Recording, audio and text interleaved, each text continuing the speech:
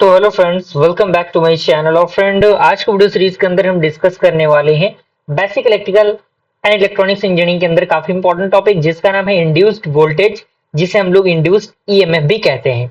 तो ये क्या होता है, उससे जानने से पहले मैं आपको रिकमेंड करना चाहूंगा कि अगर आपने अभी तक प्लेलिस्ट को एक्सेस नहीं किया है तो जरूर प्लेलिस्ट को एक्सेस कीजिएगा। प्लेलिस्ट का लिंक आपको नीचे डिस्क्रिप्शन बॉक्स में मिल जाएगा, आप वहां से उसे चेकआउट कर सकते हैं। यहाँ पे मैंने एक फिगर को अटैच किया हुआ है। फिगर को अटैच करने का मेन कारण ये है कि थोड़ा सा समय कम था और चीजें ज्यादा है, बहुत सारे सब्जेक्ट को लेके चलना पड़ रहा है। तो मैंने सोचा कि फिगर के अटैचमेंट के द्वारा ही आपको चीजें समझा दी जाए, क्योंकि ऑल दो चीजें समझनी आपके लिए बेहद जरूरी है। ओके, तो थोड़ा सा वीडियो क्वालिटी को इंप्रूव कर लीजिएगा। आप अगर 360 पे देख रहे हैं तो उसको कोशिश कीजिएगा 720 पे आप लोग देखें, ताकि जो क्लियरेंस है वो थोड़ा सा बेहतरीन रहे। ओके, तो ये स्टार्ट करते हैं, इसको देख लेते हैं हम किस तरीके से, क्या प्रोसीजर है इसके अंदर। तो यहाँ पे सबसे पहला पॉइंट कह रहा है कि इंड्यूस्ड ईएमएफ में be divided into two categories, यानी जो इंड्यूस्ड ईएमएफ है उनको दो कैटेगरीज में बांटा गया है। पहला आपका कैटेगरीज है डायनेमिकली इंड्यूस्ड ईएमएफ, दूसरा आपका है स्टैटिकली इंड्यूस्ड ईएमएफ। तो डायनेमिकली इंड्यूस्ड ईएमएफ क्या होता है, तो इसमें सबसे पहला पॉइंट कह रहा है कि dynamically induced EMF is the induced by the movement of the conductor in a magnetic field of flux density b weber per metre cube. यानी जो आपका डायनेमिकली जो इंड्यूस्ड ईएमएफ है उसको इंट्रोड्यूस किया जाता है by the movement of conductor in a magnetic field of the flux density B, जिसका जो यूनिट होगा वो वेबर पर मीटर क्यूब होगा। और अगर हम कंसीडर करें अकॉर्डिंग टू द फिगर, जैसे कि आप इस फिगर के अकॉर्डिंग देख सकते हैं, फिगर ए के अकॉर्डिंग आप देख सकते हैं, यहाँ पे कुछ लाइनिंग आपको दिख रही होंगी, ए भी आपको दिख रहा होगा, बी भी दिख रहा होगा। तो यहाँ से अगर हम बात करें, सपोज एल आपका मान लीजिए कि क्या है, लेंथ है lying within the field and let it move a distant dx in a time dt। यानी अगर मान लीजिए कि अगर dx टाइम पे dt टाइम पे वो डिस्टेंस dx कैरी कर रहा है, तो उस कंडीशन पे जो फ्लक्स कट होगा वो किसके इक्वल होगा, L into D X into B webers के इक्वल होगा। और जो टाइम टेकन होगा वो क्या होगा, dt सेकेंड होगा। तो अगर हम according to the Faraday's law की बात करें तो जो इंड्यूस्ड ईएमएफ होगा in it is equal to the rate of change of flux linkage. यानी जो आपका इंड्यूस्ड ईएमएफ होगा जो rate of change of flux जो लिंकेज होता है उसके इक्वल होगा, जिसका वैल्यू क्या होता है, B into L into D X upon D T is equal to weber per volt, जिसका जहां पे जो आपका dx बाई डी टी है वो क्या होगा, वेलोसिटी होगा, जो कि वेलोसिटी हम कह सकते हैं चाल।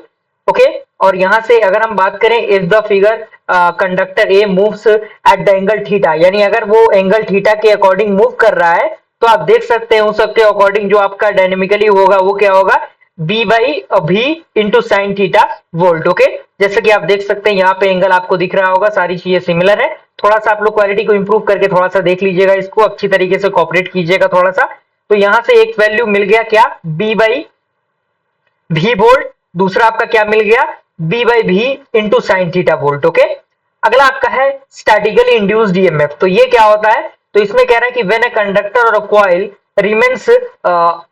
remains stationary and the flux linkage linking with these conductors or a coil undergoes a change and EMF is induced in the conductor। यानी जब आपका कंडक्टर और जो कॉइल रिमेन होता है एक स्टेशनरी पॉइंट ऑफ व्यू से ऑफ द फ्लक्स लिंकिंग, तो उसमें जो कंडक्टर होते हैं, जो कॉइल्स होते हैं, वो अंडरगोज होते हैं चेंजिंग ऑफ ईएमएफ के अकॉर्डिंग उस कंडक्टर में। और इसको हम डिवाइड करते हैं दो कैटेगरीज में। पहला आपका आता है सेल्फ इंड्यूस्ड ईएमएफ, दूसरा आपका आता है म्यूचुअली इंड्यूस्ड ईएमएफ। तो सेल्फ इंड्यूस्ड ईएमएफ क्या होता है, तो इसमें कह रहा है कि any electrical circuit in which the change of current is accompanied by the change of flux and therefore by an induced EMF according to the Faraday's law of electromagnetic induction is called as the self-induced EMF।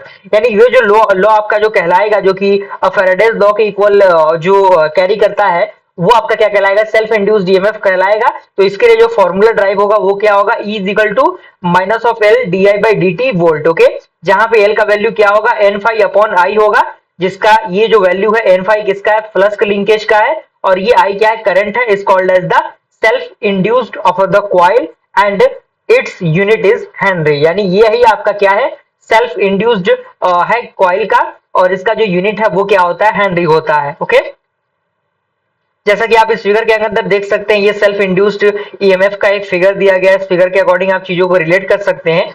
और अगर हम बात करें the negative sign indicates that if the current is increasing, this EMF will oppose the increasing in the current and vice versa। यानी अगर आपका current increase होगा तो ये चीजें क्या होंगी, घटेंगी, अगर करंट घटेगा तो ये चीजें बढ़ेंगी, इसीलिए यहाँ पे माइनस चार्ज दिया गया, इनवर्सली ये काम करता है। अगला आपका है म्यूचुअली इंड्यूस्ड ईएमएफ। तो इसमें कह रहा है कि an EMF induced in one coil by the influence of the other coil is called as the mutually induced EMF. यानी अगर आपका जो आपका ईएमएफ इंड्यूस्ड कॉइल है, एक कॉइल अगर इन्फ्लुएंस करता है अनदर कॉइल को, तो उसे हम क्या कहते हैं, म्यूचुअली इंड्यूस्ड ईएमएफ कहते हैं।